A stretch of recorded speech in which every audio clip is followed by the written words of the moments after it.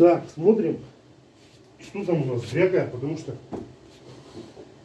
никто не может мне сказать, что это такое. Одни говорят, что это полуось, другие говорят, что это полуось. А я думаю, что это рессора в втором блоке.